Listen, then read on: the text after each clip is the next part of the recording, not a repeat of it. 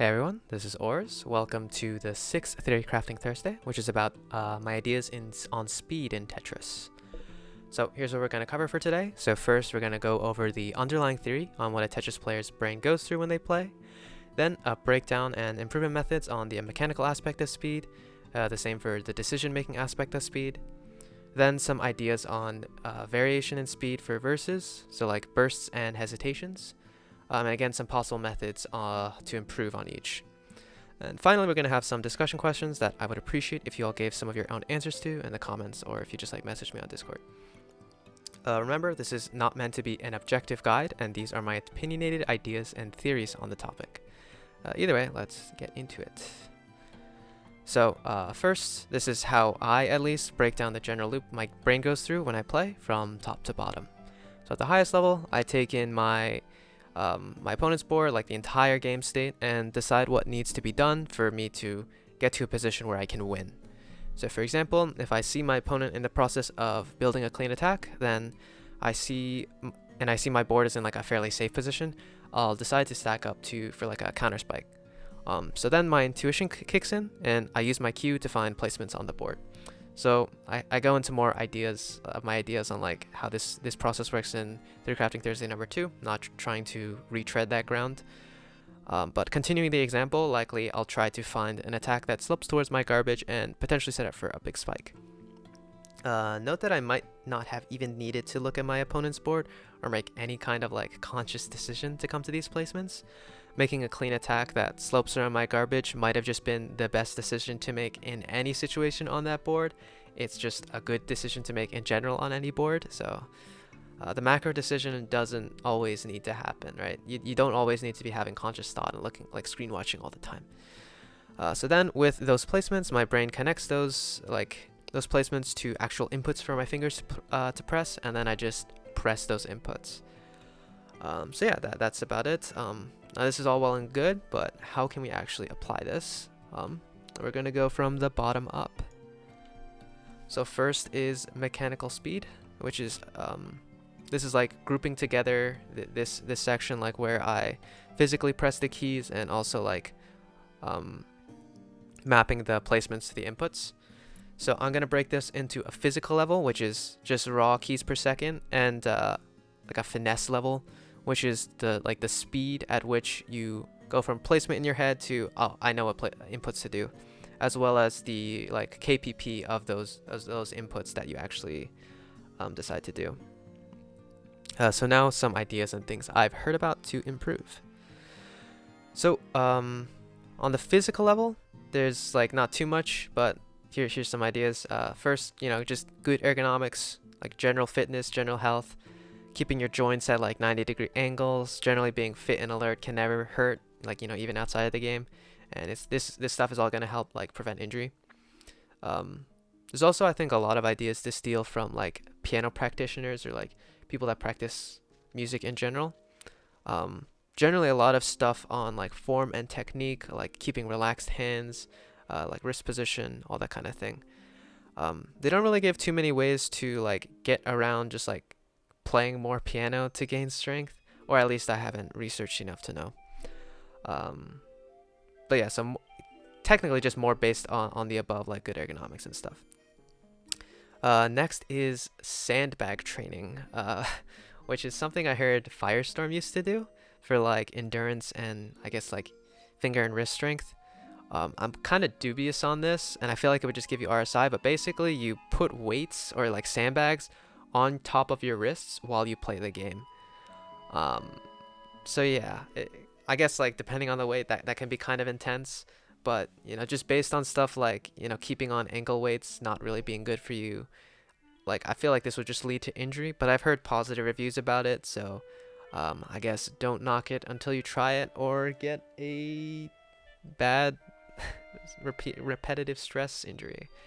But I don't know. At the end of the day, like there's no way to really get around just playing more, and like all of the above might be kind of negligent. It's still good to do this. I think it's healthy to follow this stuff, except maybe the sandbag thing. But you're often not really going to be limited by like the physical aspect of the game, because it's a video game, right? So it's usually going to be other things.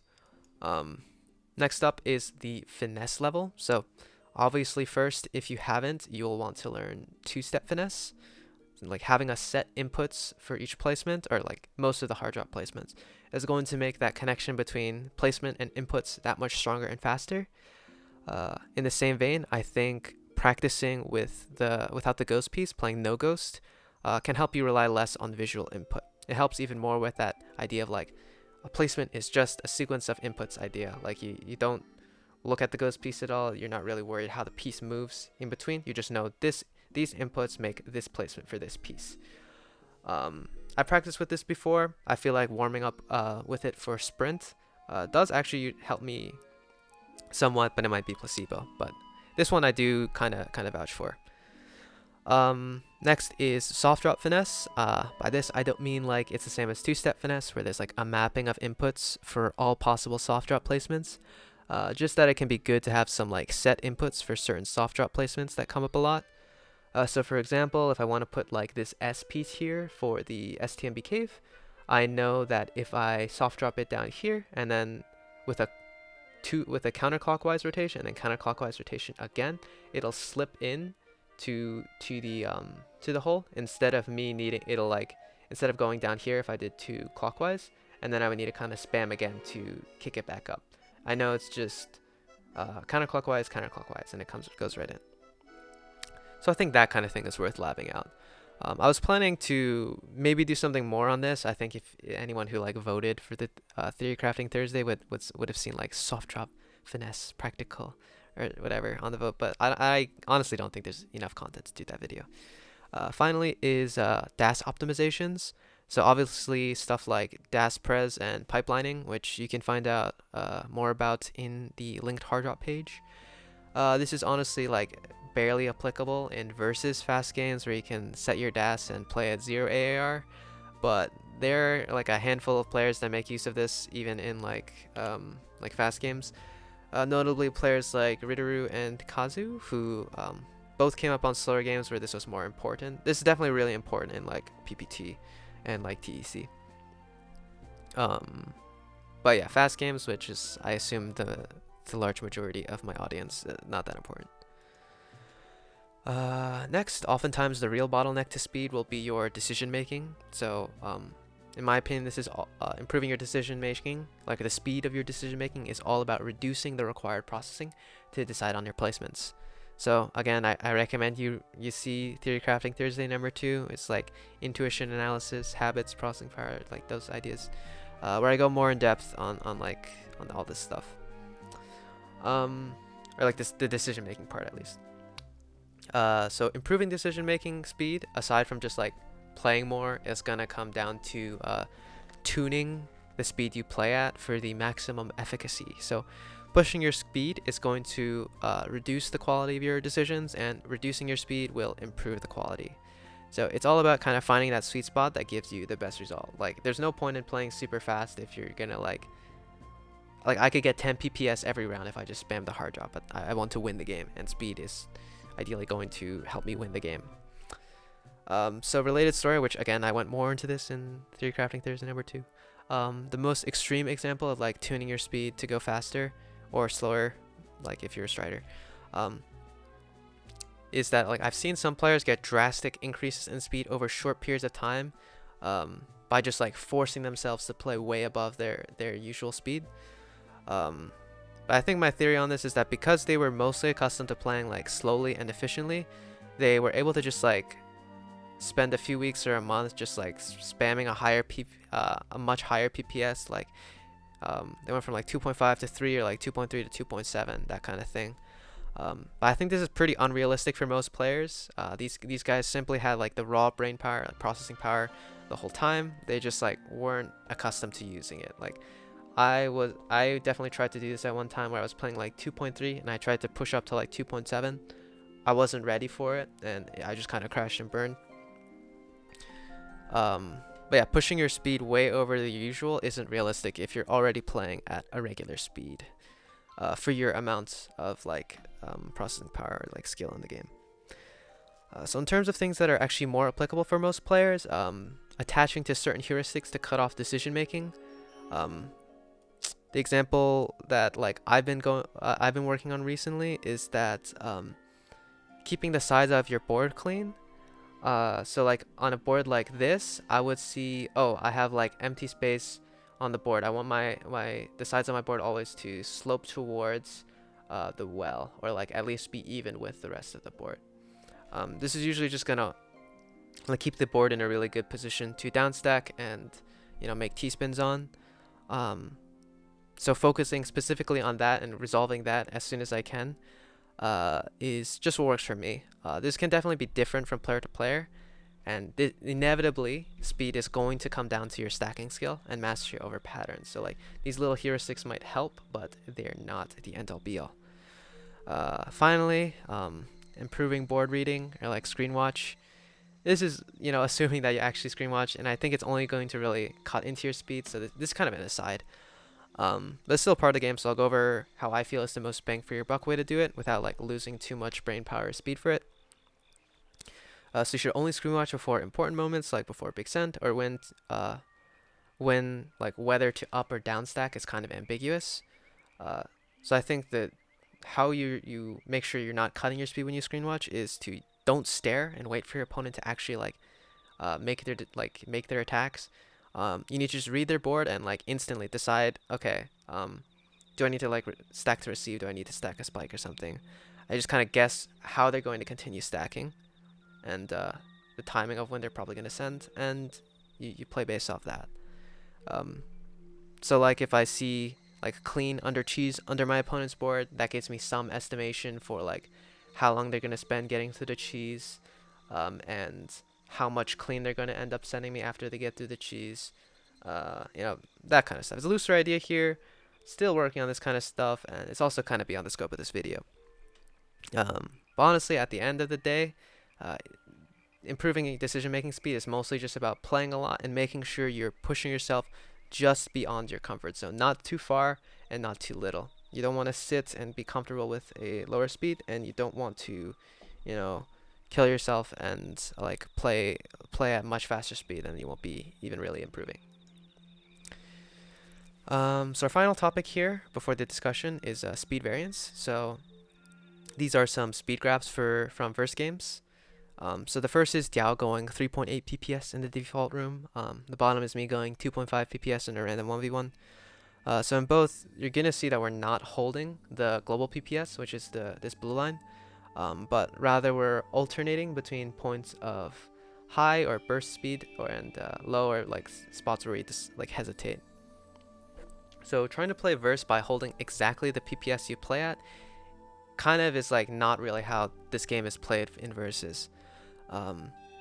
So some decisions are going to be easier or harder than others, and obviously if you like misdrop, you're going to hesitate. So some ideas for practice, like playing to a metronome and slowly increasing the BPM to get faster, which I've tried before. I feel like it doesn't really work, especially at least for verses. It's just not how the game is played. So now how to improve these different aspects. So arguably it's kind of hard to separate like general speed into categories like this, but I think it can be worth looking at. So improving burst speed, which I'm defining as trying to place your pieces as fast as possible when the placements are obvious or planned out. So sprint, of course, is kind of like the prime example of something that will work on this. You're not really going to see people burst faster than they can sprint, I guess, like except for the opener. And it's by definition the fastest you can play the game and still be kind of functional in clear line. So burst speed, sprint, kind of synonymous in my opinion. So next is the single player game modes in general. So the reason I have ultra listed here is just kind of an observation that fast players typically APM spammers. It kind of intuitively makes sense because if you're playing faster than your opponent, you're going to have to be the one sending damage more of the time and not like waiting around for garbage. So playing a ton of ultra and making these setting patterns really automatic is going to help keep up that burst speed, raise those high points on your speed graph.